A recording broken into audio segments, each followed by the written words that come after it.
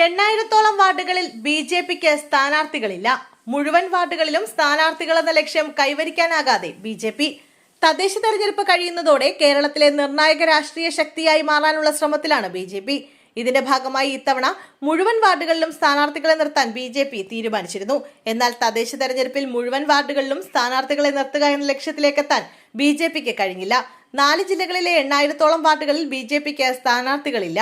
കണ്ണൂർ, കോഴിക്കോട്, മലപ്പുറം, എറണാകുളം ജില്ലകളിലാണ് തിരിച്ചടി ഉണ്ടായത്. അതേസമയം 90% വാർഡുകളിലും സ്ഥാനാർത്ഥികളെ നിർത്താൻ സാധിച്ചുവെന്നാണ് ബി.ജെ.പിയുടെ അവകാശവാദം. ഇത്തവണ 8,000-ഓളം വാർഡുകളിലാണ് താമര ചിഹ്നത്തിൽ മത്സരിക്കാൻ ആളില്ലാത്തത്. മലപ്പുറം, കണ്ണൂർ ജില്ലകളിലാണ് ഏറ്റവും കുറവ് സ്ഥാനാർത്ഥികളെ നിർത്തിയിരിക്കുന്നത്. കോഴിക്കോട്, എറണാകുളം ജില്ലകളിലും ബി.ജെ.പി. സ്ഥാനാർത്ഥികളുടെ എണ്ണത്തിൽ കുറവുണ്ട്. തദ്ദേശ തെരഞ്ഞെടുപ്പ് സാഹചര്യങ്ങൾ വിലയിരുത്താൻ ഓൺലൈനായി ചേർന്ന ബി.ജെ.പി. സംസ്ഥാന നേതൃയോഗത്തിലാണ് 90% വാർഡുകളിലും സ്ഥാനാർത്ഥികളെ നിർത്താൻ സാധിച്ചുവെന്ന് നേതാക്കൾ വിലയിരുത്തിയത്. എന്നാൽ നോമിനേഷൻ പ്രക്രിയ പൂർത്തിയായതോടെ കോഴിക്കോട്, കൊല്ലം, ആലപ്പുഴ അടക്കം ബി.ജെ.പിക്ക് അടിത്തറയുള്ള ജില്ലകളിൽ ബി.ജെ.പി. നേതാക്കളുടെ നാമനിർദ്ദേശ പത്രിക തള്ളിയിരുന്നു. ചിലയിടത്ത് പിന്താങ്ങാൻ ആളില്ലാത്തതിനാൽ ബി.ജെ.പിക്ക് നാമനിർദ്ദേശ പത്രിക നൽകാൻ പോലും സാധിച്ചിരുന്നില്ല. എന്തുതന്നെയായാലും ബി.ജെ.പി. ഏറ്റവും കൂടുതൽ വാർഡുകളിൽ മത്സരിക്കുന്ന തെരഞ്ഞെടുപ്പാണിതെന്ന് ബി.ജെ.പി. സംസ്ഥാന ജനറൽ സെക്രട്ടറി എം.ടി. രമേശ് പറഞ്ഞു.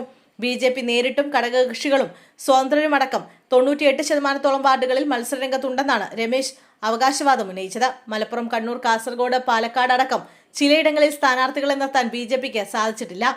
ബി.ജെ.പിക്ക് പരമ്പരാഗതമായി സ്ഥാനാർത്ഥികളെ നിർത്താൻ സാധിക്കാത്ത സ്ഥലങ്ങളുണ്ട്.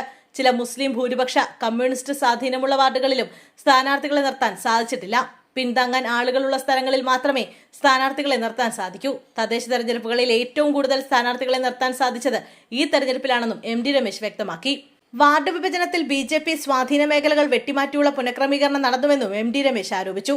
2020 പ്രാദേശിക തെരഞ്ഞെടുപ്പിൽ ബി.ജെ.പി. ജയിക്കുകയോ 2ാം സ്ഥാനത്ത് എത്തുകയോ ചെയ്ത വാർഡുകൾ പുനഃക്രമീകരിച്ചു. ബി.ജെ.പിയുടെ സിറ്റിംഗ് വാർഡുകൾ വെട്ടിമാറ്റി. പല സ്ഥലത്തും പരാതി കൊടുത്തിരുന്നു. ചിലയിടങ്ങളിൽ കോടതിയെ സമീപിച്ചു. ബി.ജെ.പിയെ തോൽപ്പിക്കുക എന്നതാണ് യു.ഡി.എഫിന്റെയും എൽ.ഡി.എഫിന്റെയും ലക്ഷ്യം. അതിനെ മറികടക്കാനുള്ള രാഷ്ട്രീയ സാഹചര്യം നിലവിൽ കേരളത്തിലുണ്ടെന്നും എം.ടി. രമേശ് പറഞ്ഞു. ബി.ജെ.പിക്ക് സ്വാധീനമുള്ള എല്ലായിടങ്ങളിലും സ്ഥാനാർത്ഥിയെ നിർത്തിയിട്ടുണ്ടെന്ന് ബി.ജെ.പി. മുൻ സംസ്ഥാന അധ്യക്ഷൻ കെ. സുരേന്ദ്രനും പറഞ്ഞു.